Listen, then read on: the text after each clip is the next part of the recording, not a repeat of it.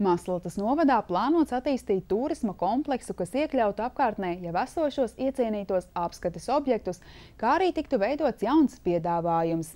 Kā pirmais solis ceļā uz šo mērķi ir novada muzeja pārcelšana uz Valtenberģu muižas ēku. Kopš pagājušā mācību gada muiža vairs netiek izmantota skolas vajadzībām, tāpēc jādomā, kā plašo ēku pilnvērtīgi izmantot.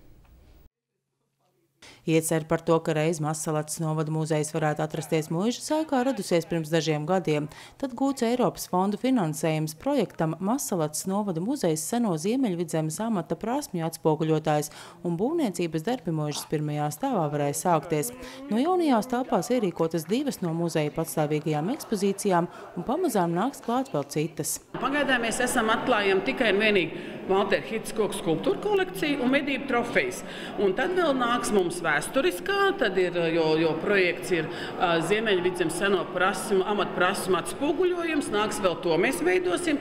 Tad mums tā ļoti uzrunāja represēto apvienību, kad viņi tā kā grib savu vēsturisko daļu, kas ir mūsu vēstures liela daļa. Tā mums būs ierādīta telpa, tad ir senie dzimtkoki pēc gada vairāk, nākam arī šeit, kur ir arī mūsu visi dzimtas vēstures un novada viss tāds. Tā kā plašumā vērsīsimies tieši ar vēstures puses tagad vairāk. Līdz šim Mazsalaces novada muzeja ekspozīcijas bija izvietotas vairākās ēkās, un tas nebija ērti ne muzeja darbiniekiem, ne apmeklētājiem. Mēs pa pilsētu bijām 2 vietās.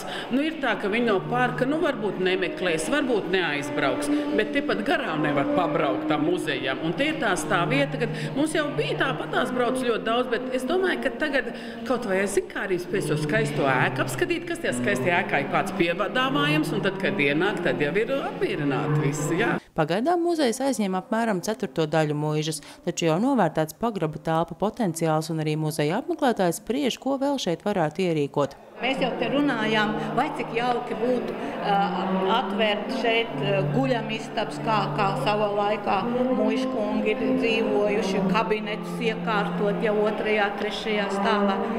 Tā kā prieks mums ir par šo te projektu, lai viņiem veiksme un projekti un naudiņas, lai tas darbs turpinātos. Daudziem mazsalacīšiem joprojām žēl, ka muiža vairs nav skolas mājvieta, tāpēc ar bažām domājuši, kas ar ēku notiks tālāk. Protams, ka tiem, kur mēs esam beiguši skolu, mums ir mazliet skumji. Bet mums ir arī prieks, jo ir jāpriecājas par izmaiņām, par to, ka palika šī pilsētai. Bet tas nozīmē, ka tā palika mums. Un, protams, ka šādi atjaunots, izremontēts un mērķis muzejs, tie tomēr esam mēs, mazsalacieši. Nāksim un mācīsimies vēsturi tieši muzeja telpās. Kā ļoti patīkami. Es esmu 81. gada absolvente, es esmu šeit 6 gadus nomācījusies un jaunajā skolā jau pabeigusi. Bet atmiņas vienmēr ir par šī Valtenberga. Kā mazsalcietei. Mēs esam tiešām priecīgi par šo projektu. Pašvaldībā stāsta, ka tiek strādāts pie ieceres muižas ēku iekļaut vienotā turisma kompleksā, jo šai pusē ir gana daudz turisma objektu, sākot jau ar Skaņo kalnu, tāpēc šo jomu vajadzētu mērķtiecīgi attīstīt. Mazsalaces novads ir slavens ar Skaņā kalnu dabas parku. Mums ir arī nevalstiskās organizācijas, kas darbojās turisma sakarā, un tepat ir muižas parks, pāri Lībiešu pilskalns, ir labiekārtota vide, un mēs labprāt domājam, ka tas loģisks solis ir ielikt muzeju šeit, un aicināt arī citas iniciatīvas uz šejienu. Mums ir izrādījusi interesi Latvijas veclaika velosipēdu klubs, ka varētu pārnākt uz Mazsalacu juridiski un arī veidot kaut kādu ekspozīciju. Tā kā šis varētu būt tāds Ziemeļgala turisma centrs. Novada vadītājs atgādina, ka lēmumu par sākuma skolas klašu pārcelšanu no muižas uz vidusskolas telpām nācās pieņemt, jo skolēnu skaits samazinājās un telpu uzturēšana vairs nebija racionāla. Šeit līdz šim mācījās 1. līdz 4. klasīte un 5-6 gadīgo grupiņu. Faktiski tas nozīmē, ka tiek izmantoti 5 kabineti visā lielajā ēkā. Ēka tik un tā ir jākurina, tā tik un tā ir jāuztur, un tamdēļ lai izmantot 5 kabinetus, tas nelikās racionāli.